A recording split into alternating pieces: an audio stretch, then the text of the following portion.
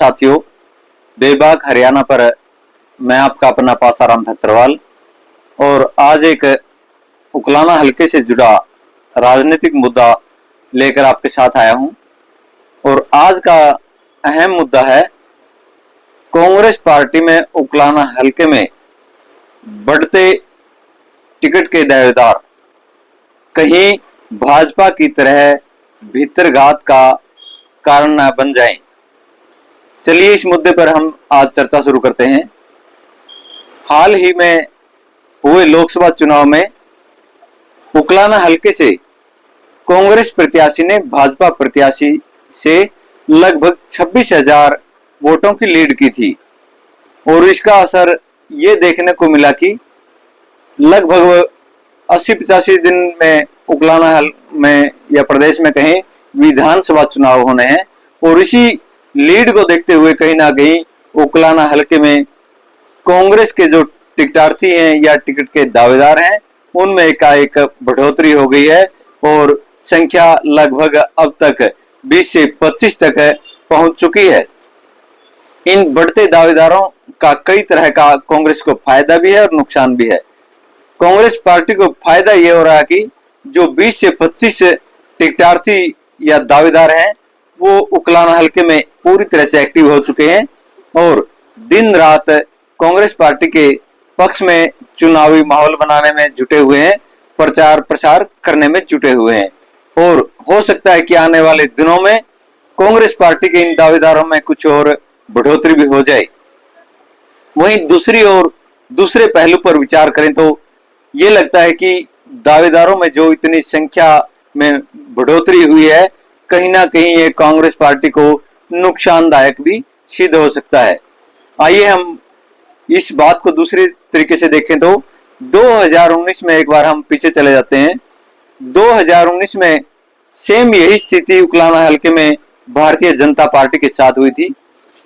उकलाना हलके में भारतीय जनता पार्टी के लगभग 35 टिकटार्थी मैदान में आए थे और उन्होंने उकलाना से भारतीय जनता पार्टी की टिकट पर अपना दावा जताया था। उन्होंने भी भाजपा के पक्ष में काफी प्रचार प्रसार किया। मुख्यमंत्री जब आए उसके 35 के 35 जो दावेदार थे उन्होंने अलग अलग कार्यक्रम किए जिसका कहीं ना कहीं भाजपा को फायदा भी पहुंचा। लेकिन नुकसान उस समय ये हुआ कि 35 में से टिकट तो एक को ही मिलनी संभव बिल्कुल साफ तौर पर बात थी।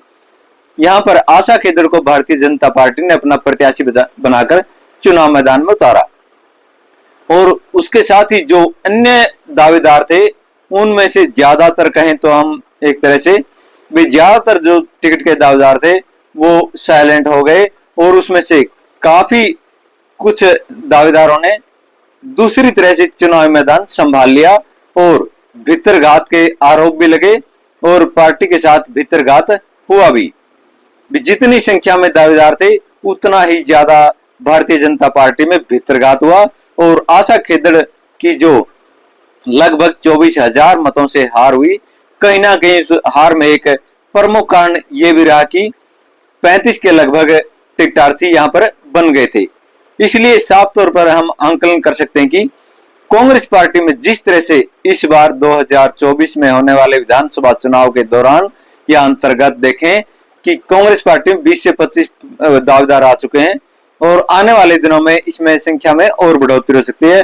तो यह भी भाजपा की तरह ही इस बार अक्टूबर 2024 में होने वाले विधानसभा चुनाव में कांग्रेस के लिए एक बड़ा नुकसानदायक साबित हो सकता है। जैसे एक दावेदार को टिकट मिलेगी तो इनमें से काफी ऐसे दावेदार होंगे जो भीतरघात करने में अहम भूमिका निभा सकते हैं और कांग्रेस प्रत्याशी के लिए बहुत मुश्किलें होंगी इतने दावेदारों को अपने साथ रखना। और कुछ दावेदार तो ऐसे हैं जो दूसरे दलों को हाल ही में छोड़कर कांग्रेस पार्टी में शामिल हुए हैं और अपनी दावेदारी जताई है। इस उनमें से हम साफ तौर पर आंकलन कर सकते हैं कि ऐसे दावेदारों का कांग्रेस पार्टी में टिकट कटने के बाद रहना बड़ा मुश्किल है और वह अपनी मूल पार्टी में वापसी कर सकते हैं और कहीं ना कहीं कांग्रेस प्रत्याशी की मुश्किलें और ज्यादा खड़ी कर सकते हैं।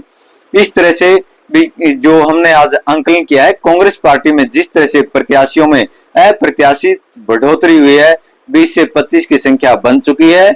आने वाले दिनों में यह संख्या और जो लगभग 40 तक भी पहुंच सकती है। और अगर 35 से 40 यहाँ पर दावेदार बने तो साफ तौर पर कांग्रेस प्रत्याशी की राहें आने वाले चुनाव में मुश्किलें होंगी। उन्हें एक और जहां विरोधी प्रत्याशियों के साथ चुनावी मैदान में उतरना पड़ेगा, वहीं अपने ही इन जो कांग्रेस पार्टी के दावेदार होंगे उन्हें अपने पक्ष में बनाए रखना बहुत मुश्किल होगा और परीक्षा की घड़ी होगी। इस तरह से आपको आए दिन हम राजनीतिक विश्लेषण संबंधित रिपोर्ट दिखाते रहेंगे। इस तरह की रिपोर्ट देखने के लिए आप सभी चैनल को सब्सक्राइब करें, फेसबुक पेज को लाइक करें और इसे ज्यादा से ज्यादा शेयर करें। धन्यवाद।